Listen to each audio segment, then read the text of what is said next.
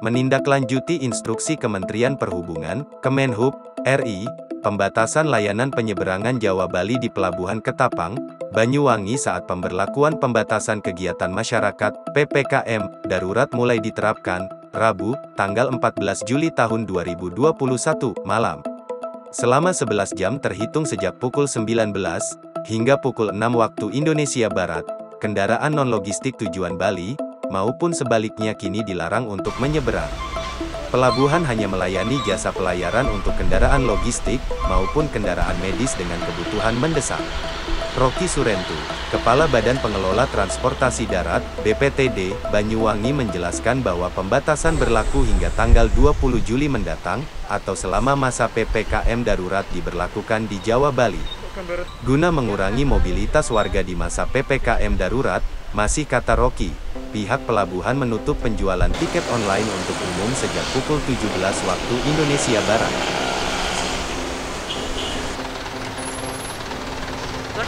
Sudah diberlakukan mulai malam ini pukul 19.00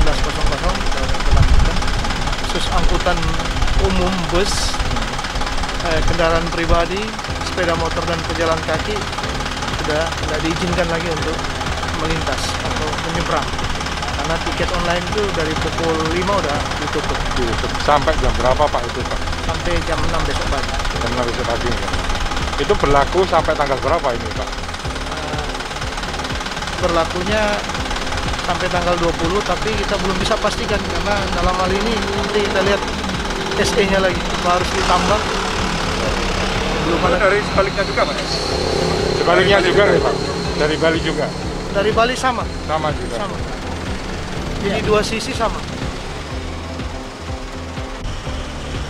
Meski kawasan pelabuhan tampak lenggang, tak sedikit kendaraan pribadi, maupun bus tujuan Pulau Bali terpaksa diputar balik.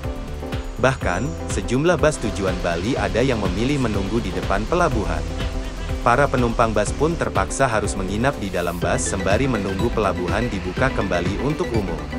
Seperti yang dialami oleh Susiani, seorang penumpang bus jurusan Surabaya Denpasar yang tak bisa melanjutkan perjalanan ke Pulau Bali lantaran pelabuhan sudah ditutup untuk kendaraan non-logistik pada pukul 19 waktu Indonesia Barat.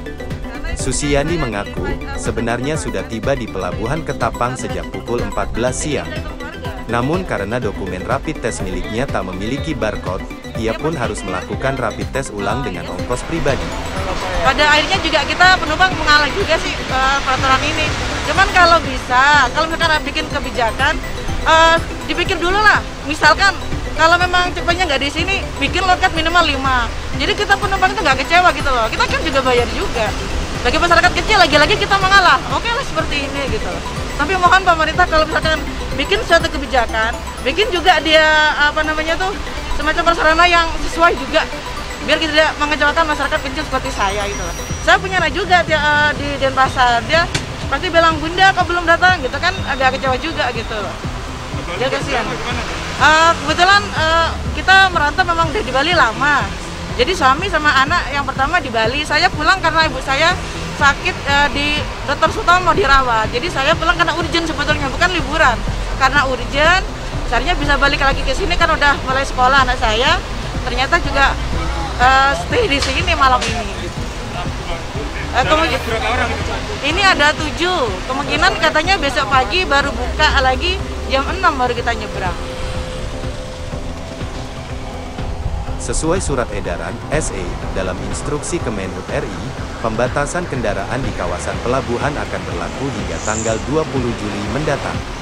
Namun, tak menutup kemungkinan, pembatasan kendaraan akan diperpanjang jika masa PPKM darurat secara resmi juga diperpanjang hingga awal Agustus mendatang. Selain pembatasan kendaraan, para sopir logistik kini juga harus menunjukkan dokumen rapid test antigen sebagai syarat wajib memasuki wilayah pelabuhan.